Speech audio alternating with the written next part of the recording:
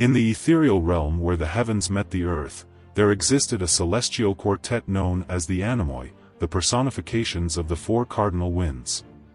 Each possessed a distinct character and domain, shaping the tapestry of the natural world.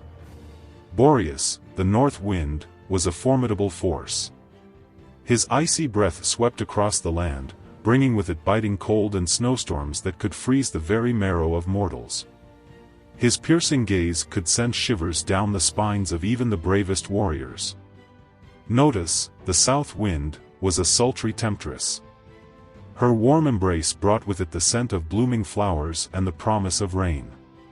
She could soothe the parched earth and bring life to wilting vegetation. Yet, her capricious nature could also unleash devastating storms and floods. Zephyrus, the west wind, was a gentle breeze. His whisper carried the fragrance of wildflowers and the promise of spring. He was the harbinger of new beginnings and the messenger of love. His touch could revive the weary and inspire the creative spirit.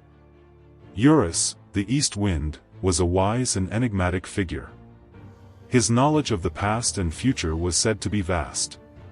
He could bring with him both prosperity and adversity, depending on the whims of fate. His presence often heralded change and transformation. One fateful day, as the Anemoi gathered in their celestial abode, a great commotion arose. A mortal named Odysseus, a cunning and resourceful hero, had angered the gods and was now lost at sea. The gods had decreed that he should be punished for his hubris. Boreas, with his icy breath, summoned a tempest that threatened to engulf Odysseus's ship. Notus, with her sultry embrace, unleashed a torrential downpour that soaked the sailors to the bone. Zephyrus, with his gentle breeze, blew the ship off course, sending it far from its intended destination. Eurus, with his enigmatic wisdom, foresaw Odysseus's eventual triumph. He whispered a message to Zephyrus, who carried it to the hero's ears. The message gave Odysseus hope and renewed his determination to survive. As the storm raged on, the Anemoi watched with keen interest. They saw Odysseus's unwavering spirit and his ability to overcome adversity.